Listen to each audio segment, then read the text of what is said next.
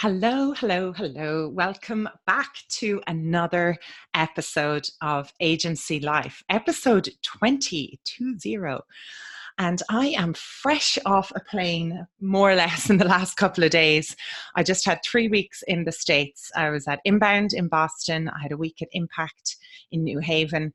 And then I was at the Digital Agency Expo in New York, which was a phenomenal event for agency owners. And TNC, the Traffic and Conversion Summit, they organize the event. And I would highly recommend, there's one coming up in San Diego. There will be an agency track. DAX will be there as well, the Digital Agency Expo side of things. It's in San Diego at the end of March. These guys just organize an incredible event. It's warm, it's friendly, people network, the content is incredible. It's not overwhelming, so you might be in one event and there might be another one on, but they record everything. So I don't know. For me, I've had a great time as a participant, as a speaker, as a networker, as meeting new people. So check it out. And today's episode, it is another solo one. Now, I do have a load of people lined up for interviews. It's just been traveling and trying to make calendars happen. And so stay tuned. There will be interviews of lots of different types coming up. But for the moment, to keep the momentum going, I thought I would share with you my talk that I did from DAX last week. And it's about how to attract, engage, and delight rockstar employees for your agency. And what I'll do is I'll record this here. You'll hear the audio if you're listening on iTunes, and the slides will be over on YouTube, and I'll put the link in the notes as well. So if anyone's brand new and you haven't heard this about agency life before, my name's Clodagh Higgins. I've worked with about 500 agencies over the last 6 years. I'm the host of this podcast. This is the second podcast I've had. I used to own my own digital agency, but now I've just focused on actually working to help agency owners become successful, have the business of their dreams, and basically stop living a nightmare. I'm the author of a Happy and Healthy Digital Agency book, which is on Audible and Kindle and hard copy. And I also have a world record powerlifter title, both national and world. So if you ever want to ask me about that, you can. So anyway, enough about me. If you've listened to this before, you know all about it. This is all about, I have a huge agenda for this podcast. It's a story of a person called Jane, who is loosely based on some of the rock stars that I have met over the years working with agencies, and a 12-step process. Now, if you're watching this on YouTube, I'm putting up a 12-step process, and all the steps will be completed. So at the very end, you'll actually be able to capture that, screenshot it, and actually use and implement it. So let's get started. Starting off, let's meet Jane. She has graduated with a marketing degree a couple of years ago, and she's currently working in a marketing department of a medium-sized furniture company. She came in as an intern, and she has a few years' experience under her belt. Now, she's been studying online about inbound marketing, but her boss doesn't think it's going to work for her industry. Most of the people in the company are older than her, and they only socialize once a year at the Christmas party. She's never allowed to work from home, and is the 1-hour commute each way to the office is starting to become a drag. But her boss won't tell her why she can't work from home. So she's looking for a new challenge with a team of people that she likes, with a company that has passion and purpose.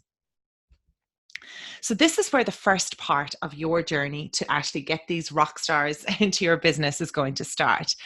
Many times people have heard, if you've listened to any of the content I've put out before, you've got to start with the first step, which is to get your story straight. If you've owned the agency for a few years, why did you start the agency?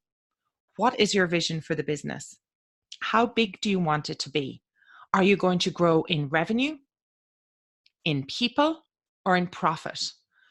You have to go and spend some time on your own or with your business partner to build out your history, your vision for the business.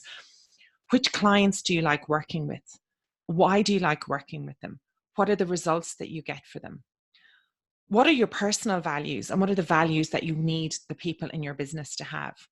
You have to get this information rock solid and share it with your team and show them the business that you're trying to build in the future, to make sure that they are on board.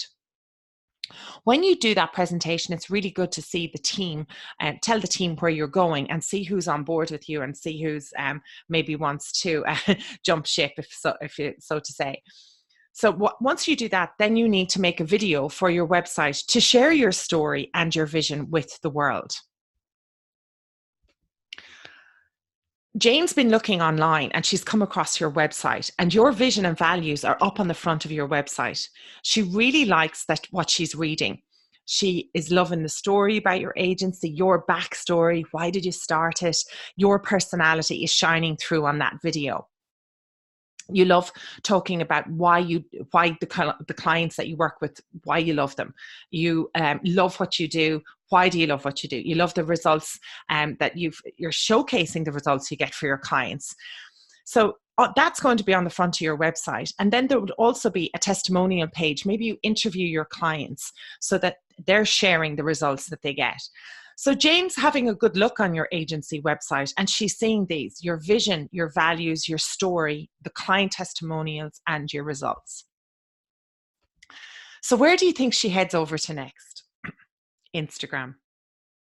Does your agency have an Instagram account? Why? Why not? If you don't have one, what will she find on there? Is it going to be a lot of self-promotion? Or is she going to see, like this example, if you're watching the video, of lots of smiling agency people, celebrations, events that they're going to, and milestones, as well as conferences that they're attending? You have to have a day in the life portrayed on your Instagram account. Now, you might not have your own Instagram account as an agency owner, and that's okay. You can be private.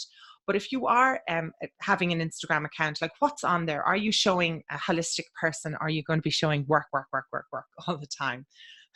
So Jane's having a good look at your Instagram. The next place she heads over is to LinkedIn. She's going to look at your previous history, like how long is the agency there? She's going to look at the YouTube channel. What have you got up there? Is it helpful? Is it helping your clients? Is it on brand? And then, your Twitter account, like many times I see people having a Twitter account, and I guess for some of us who are quite experienced, we might just use Twitter for customer service, or we might just use Twitter for, at the moment, just looking at what's going on in the world, like Brexit or Trump or whatever you want to look at. But is that representative of who you are? Are you doing a lot of complaining on there or retweeting? I guess stating what your Twitter channel is about. If you're an agency owner, you can say, this is my personal Twitter account and I use it for customer service. You could do the same with your Instagram. Now, if Jane really likes what she sees, she's going to go back to your website, and what she needs to find there is a "We Are Hiring" page. So this approach I really, really recommend agencies to have all the time, is that always be hiring, always be building a bench. What you'll have on here is a video more about your team. So maybe somebody on your team talking about why it's a great place to work, what kind of work they do, what team building events do they do, what perks are there for working in your agency. And especially, little thing, it might seem small, but what are your work from home policies? So remember, Jane is feeling fatigued by the travel and the commute, and her boss won't tell her why she can't work from home. So having an always hiring approach, always be building a bench of people, have coffees with them. The real rock stars are in jobs. They're not going anywhere for the moment until the opportunity is a really good one and right for them. So on this page, the next thing you're going to have is asking for a video and the resume and why they would be an actual good fit for your business. Here's an example, a screenshot, if you're on the video, of a person who had done a "Why Hire Me" page, and she's in Toronto and she's got loads of personality coming through. So within the form, the video is really important. Whether the role is customer facing or not, your team has got to be comfortable using video. If you want people to be comfortable working from home and you're comfortable with the results they're getting, they have to be able to get on a Zoom call and for their meetings. They have to be comfortable doing Zoom calls with your clients. Their video skills are going to be really important when explaining things to either internal team members or for clients. So video skills, maybe you're not good at using them at the moment. I highly recommend you start using Vidyard for your own internal communications, maybe external, connecting with clients and prospects. And then just start to build that and foster that education and that skill of being comfortable in video in your own organization. Because we all know if you've got a video from a prospect, the resume can be absolutely killer, but the video might not. You might not get the vibe that they're a good fit for your company and your agency, and maybe it's not right now. So video is going to be a really powerful way of vetting lots and lots of people that are applying without taking up a lot of time with interviewing. It's a really, really handy way to just save you a lot of time and save a lot of hassle. So step 4 is going to be about your interview process. And at this particular stage, you might have found 3 or 4 Janes. And what you're going to do is organize at a certain time a skill that we actually would like to see when we're hiring people is their adaptability and their flexibility. So this is something that you can organize. If you had 4 people for a particular role, ask them to come in for, say, a 3-hour interview. So get them in at 2 and tell them it finishes at 5. And what you're going to do for the first hour is bring a bit of a surprise on them and ask them to do a project together. You could say, could they come up with a campaign for your agency together? Now, this is a great human interaction skill to just see how do they cope with change. They were planning to come in for a one-on-one interview, but how are they going to participate in a group? Who is the leader of the group? Who's good at organizing the group? Who's going to stand up and be the presenter? Who's going to write the minutes and the notes or write up on a whiteboard? So I just put them in a room for like 40, 45 minutes and ask them to maybe come up with an idea of a campaign together, and then come back into the room and see how the dynamics are and get somebody to present. And that's where you're going to see them working as a team together. That's another really important thing that you need in your agency. And look, we all know there are surprises that come up in an agency pretty much on an hourly basis. And if somebody can't handle change, an agency is not the right environment for them. They need something more stable and more linear. I think we all know that is not agency life. And then after the group interview, you can interview them separately, a half hour block. So you can talk to them amongst them going, okay, who would like to, you've blocked the 3 hours with them. So that's where you're going to go with that. When you're interviewing individually, you're looking for flexibility. You've seen the video, you've seen the resume, but now, is Jane coachable? And what are her personal and professional goals? A big one that I think is a good indicator of working well in a team is, does Jane participate in team sports, or is she in a choir or an orchestra or plays? That ability to work in a team is really, really helpful and powerful when you're in an agency. Also, you want to look at Jane's inputs. Who does she read? Who does she watch on YouTube? What blogs does she consume? This is really important, and ask her, who is she listening to, and what does she think of that, and how does she use that in her day-to-day life? Also, you're going to, in part of this is actually look at the values. So as I said in step 1, you've written down your own personal values and the values that you need for people in the business, because you've done this work. And if you have followed any of the methodology of traction, the EOS by Gino Wickman, you're going to easily find out in the interview if Jane is aligned with your values. And you'll actually ask the question. So you could go through your values. One of your values might be, we work it all out. In the video, you can see values of an agency that I work with, Hoxo Media in London.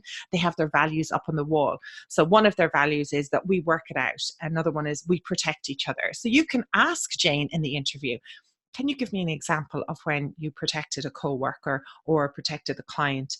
And it's easy to manage what values she has with the values that you have of the business. And you can just go through them step by step. This is why I really, really encourage agencies to go and do the work about you, your story, your values, your vision. You're going to be using it on a daily basis with prospective employees, prospects, clients, hiring and firing. It's an intrinsic part of your business. Next, you want to find out, we're halfway through, this is 12 steps and we've got 6 steps done. Now you want to find out, is Jane going to fit into the team? Is she going to be a really good member of the team? And you're going to get that by doing a team interview. So we can see here, Jane is going to show her personality. Organize maybe a quick speed round of like 15 minutes, and you'll organize this on a separate day. If appropriate, you wouldn't do it all in the one time. You wouldn't do the group exercise, the individual and the speed round. You're going to have a break. You're going to think about the people that came in, and maybe a couple of days later, invite Jane in for a coffee meeting with some of the key people. If you're a big agency, or if it's a small agency, do a quick speed round in the office so they can ask her questions. And what you're looking for here is she going to be a good fit? So after that speed round and those team interviews, you're going to bring the team together, and it is a very straightforward, is she going to fit in? And if it's not a hell yes from everyone, it's a no. And this is really important, that you are showing the team that you really care about the culture that you're building in the business. I've just seen too many agencies really struggle because they haven't focused on the culture of course it's important that the person's got the skills and is capable of doing the job, but you can train a lot of gaps in her training. She can do a lot of learning on that, but you can't force a bad fit. So culture, fitting in, flexibility, coachability, team, cohesiveness is really, really powerful. So yeah. Okay, let's say Jane is the right hire and you're going to offer her a job. Get on that really, really quick. Get the offer letter out, make sure it's all signed up. And then this is a really key part that I see, again, agencies kind of, once they put the offer letter out, they forget about Jane and they get back to work. And Jane could have a whole month of notice to give in her old job. And sometimes what happens is you're so busy in your agency, it's the Friday before Jane is starting, and you forget, you might even forget that she's coming until the Monday, which is, a bit of a disaster. So when you make the offer letter and you've decided she's coming in, book in that Monday, book the whole team to know Jane's coming on that Monday. And the week before, start to organize her desk. A little welcome pack. I've put a nice one in here that I saw from a HubSpot in my time at HubSpot. It's extravagant. It's a backpack and some headphones, but like a bunch of flowers, a balloon, a card, maybe some t-shirt swag, a mug, anything that you've got going on. Get her desk ready, get her laptop ready, and make her sure she feels welcome. Another thing that you can do, and I'm going to show you an onboarding calendar in a second, but we actually help agencies with 6-week onboarding plans or 90-day onboarding plans, where you actually have the whole schedule every morning and afternoon mapped out. Remember, a lot of the training that we do in agencies is already there online. There might be some customized videos that you need to make, or you can do them one-on-one. But if you have that onboarding calendar, if Jane accepts the job, she could have a month in her old job. She'll be winding down. Maybe Jane's on gardening leave. In some roles, Jane might finish her role, but she's at home. And if you show her all the work that's coming up in the training calendar, she can be preparing herself. She could be watching those HubSpot certifications, those digital marketer training, and getting herself prepared, because it's that moment of excitement. She's accepted the job. She's looking forward to the job. She wants to make a really good first impression. So pre-boarding is as important as onboarding, making the most of that. Also organize a buddy or a mentor. This is something that I've seen happen too many times. It's actually a question I ask agency owners when I talk about training and onboarding. And I say to them, what if I gave you a great employee for your business tomorrow? First year is paid for free. Most of them, they just, it stresses them out because they go, well, I don't have the time to train them. Now, you really should not be wasting your valuable time doing individual training. Of course, the first morning you're going to welcome them and have them coming in. But after that, doing videos about your business, again, back to step one, you've done a video about the story of your agency, your values, your vision, your clients, your client testimonials. There's so many aspects of your business that could be documented, that can be videos, that can be training. Organize a buddy or a mentor for Jane so that she can ask questions during the day that's not going to interrupt you or her team leader. Does the team know she's coming? That's really important. Have you got a welcome pack organized? That's really important as well. So making sure that the week before, everyone knows, everyone on the Friday is prepared, and everyone's in the office so that the team meeting is in person, and you're giving her a really strong welcome. The next one is an onboarding calendar. And I have got this onboarding calendar. If you actually want it, you can just drop me a message. I can send you a link. It's a really basic draft one with a lot of training tools like HubSpot certifications. Also, a tool that we use is we've built training into Praxio, into the digital marketer community. And that is a great tool as well, because as a manager, you can see the progression of how they're getting along. So I'll just walk you through the first steps here, which is day one, welcome breakfast meeting, welcome to everyone, the Monday status meeting, and then there's lunch. And then there's an introduction to the company in the afternoon. Day two, a walkthrough of the playbook, and in the morning of your agency playbook, presuming you have one. And then in the afternoon, she can walk through the case studies that you have. The next day would be looking at the tasks that are involved, the project management tool. The next day, starting to get into the certifications. But if Jane has had the pre-boarding information, she might have already ticking these off. And so you can start to add in extra, more advanced training, which is even better. Or she might even get up to speed and start working with a client sooner than you expected.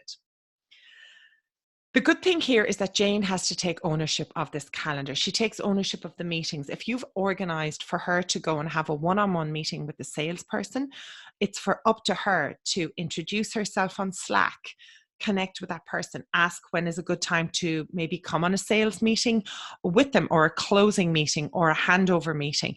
It's up to Jane to own her one-to-one as well, so with her manager, and giving her the documents to do that. Another thing that you can do is sometimes people, when they're starting in a company, like to ask questions because they want to feel like they're intelligent, or they want to feel that they're participating. But sometimes the questions aren't really relevant, and they can interrupt the flow of business. And this is another thing that can slow training down. So what you would do is Jane would have a Google Doc of questions that she will ask at the end of the day. So your training will go like this. You'll start in the morning. What's her plan for the day? Is she okay with it? Is there anything stopping her? And she will keep a list of questions to ask at the end of the day. If it's something that's going to stop her moving forward with her task, she's got her buddy or her mentor. So she's not going to sit and doing nothing if she gets blocked. But if it's a question that can wait until the end of the day, then now your training becomes 15 minutes in the morning and 15 minutes in the afternoon of your physical presence in training this new person, maybe even less as time moves on. Next, you're going to look at, you really, really do need a culture code. One of the reasons that people like to join agencies is for the fun aspect, for the team building, for the culture, and they can see that. And HubSpot's done a really good actual job of attracting people for the culture. So if you ever want to see culture code, go and check that out on YouTube, and you'll see their slide share as well. Dharmesh has done an amazing job of building culture in HubSpot. And this is something that you can do yourself. Now, if you go to either this podcast series and go back through the episodes, or onto YouTube, I have actually done a whole video and a whole podcast on how to build a culture code. But for the purpose of this, let me break it down for you. Culture is not team building. A culture code is about instilling this in a yearly basis, and something that you foster and grow as an organic piece of your business that attracts talent, that is fostering great relationships and really, really becoming a part of your agency. Every day you would focus on your values, you would have them up on the wall. It's about acknowledging everyone's individual personalities. A culture code has company communication guidelines, your policies, procedures, your perks, your benefits, and your career plans, all easily accessible so that everyone knows what they're entitled to and what the guidelines are. In fact, some of the agencies I work with have the communication guidelines up on the wall.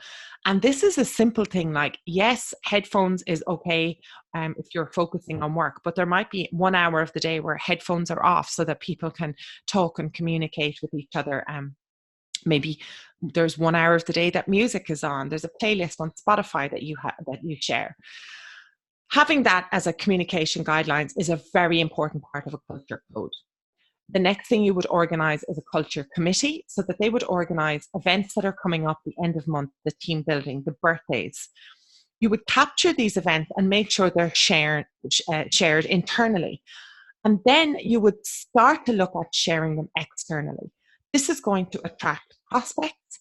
It's going to instill faith in the clients that you work with, and it's also going to attract new employees. So focusing on yourself first, your own team building and capturing and then promoting on social media. And it's not about having to be on social media for the team building event. Don't make that the priority. Just make sure you're capturing it so you can post later. You'll give the culture committee a budget so that they can plan these things.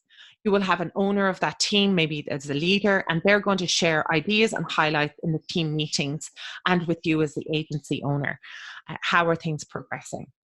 And a big one is to give your agency culture committee some budget to have some decor and office decor and theme like furniture, plants, pictures, so that there is this sort of bond. Give it to the culture, give it to the team so that they can actually decorate your office in line with your values, in line with your company colors, and it really does help them feel bonded to your agency. So culture, it's been thrown around left, right, and center.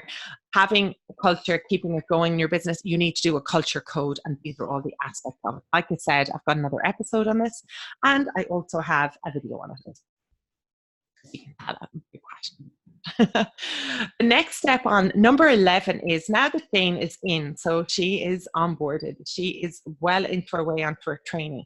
She maybe even is part of the culture committee because that's something that she really was passionate about when she was looking for a new job. Now it's about her career path. And this again is another reason that I see agencies stumbling and struggling with on a regular basis is because as an entrepreneur, you're very comfortable not having a career plan, not knowing what's going on in the future, everything's going to be all right. But your employees want to know what is their next step, what opportunities are going to be open to them in the future. They need to focus on something as well. And really, when you're working in an agency, there's only really two ways to go. You're either in the beginning, you're either going to specialize in something or you're going to be a manager. They're the kind of the two basic elements. So what does Jane want to be in the future? Does she want to manage people? Well, if that's the plan, well, how do we get her on a leadership path? If you're listening to this, I'm showing you a center of excellence, a career path, a spreadsheet of where you would actually break down the individual elements of a job. So it would be leadership skills, marketing, content, social media. And then you would have everyone self-evaluate themselves between 5 and 1, 5 being amazing, they're great at it, and 1 being that they need to improve on it. And this is something I have, again, as an example. You can just write to me and ask for a Centre of Excellence or career path, a spreadsheet. I'm very happy to send it out to you. You can just go Clodagh@growitgroup.com. And the whole team does it. They self-evaluate and you can look at their examples of their work. If somebody puts in a 5 and you don't think they're a 5, go and pull up an example of their work so that you can talk through it. But this is vital to plan maybe the next quarter, 6 months of their activity and their focus. If they want to be better at SEO, well, what certifications are they going to do between now and the next quarter? Giving them a plan and a goal to focus on is really, really important. Employees need this. How are you going to reward them? Will there be more money? Is there a step up? Is there a title change? How is it all set up? And the way you would do that is actually organizing the next one with again, is through EOS, through Traction by Gino Wickman. Go and get an accountability chart. Map this out. Back to step number 1. Where is your business going? You are the entrepreneur in the business. You're the visionary. You're going to need people to help you integrate. You're going to need an integrator to actually get the work done. And then under that or beside that, because maybe the integrator is also in operations, you need somebody head of sales, head of marketing, head of operations, head of finance. Today, that could be all you. But in the future, as you grow the business, these roles are going to be available. You're going to need team leaders to manage a team of 6 or 8 people. You're going to need content strategist or a team leader for the content strategist, or you can organize your team in pods. It is up to you to plan, again, in number 1, where are you going with this business? Do you want 50 people and 5 teams? Do you want 10 people? It's your business. It's up to you to structure it. But your employees need to know that you are not going to be holding on to all the hats in this business. You are going to have a role, and that there's going to be a head of sales, head of marketing, head of operations, head of finance available, or head of HR available in the future. Go and check out Traction if you haven't done already. But if you're listening to me for more than a couple of episodes, you've probably bought the book already. Implement an accountability chart as part of your step 1.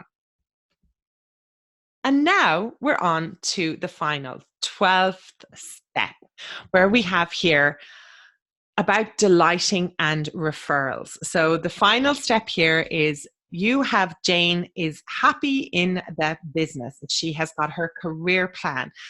Now, Jane is so happy that her friends and family can see that she's happy, and they're starting to ask her about what it's like to work there. You could actually organize a friends and family night to invite everyone to come along, and it's a great way for recruitment. Now, a side note on this is all presuming Jane is doing really, really well. On the other side, if somebody isn't working out for whatever reason, now you've gone through all these steps, very unlikely her values are, in line. She's done the video, she's done all of these steps. I mean, this is really making sure that she's a good fit and that she's working out.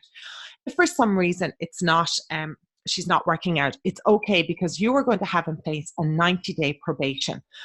This is when you hire people into the business, that there is a review at 90 days. And Jane is very clear about that. She has to have all her training done, that there are KPIs that she needs to hit, so that it is very clear if it's not a right fit, that it is time to go after the 90 days. Do not drag this on. I've seen this again too many times, giving people chances in your agency when it is just better to release them, let them go, let them find a job that's going to be much better and much more suited for them, and a company that's more suited for them. It's your agency, it's your family, it's this culture that you're fostering. Don't mess it up. But let's presume everything's going great. So Jane's really happy, and she is sharing on social media. She is going to become a referral network for you. And this is what you would organize. You would just organize maybe a LinkedIn night for your team. You pull the whole team together, get them to do some power hours about reaching out to people that they think would be a good fit on LinkedIn with your Always Hiring page. So now you are also responsible for your recruitment, and the team is responsible for the recruitment because they have this strategy in place. Everyone in the team knows that this is a great agency to work for, that you are fostering a great culture, and everyone starts to become a good referral network. So that is my talk that I did last week on the 12 steps to attract, onboard, and delight agency rock stars. I hope you enjoyed it. Reach out to me if you have any questions or you want any of those templates. As always, I will see you on the next episode, and have a fantastic day.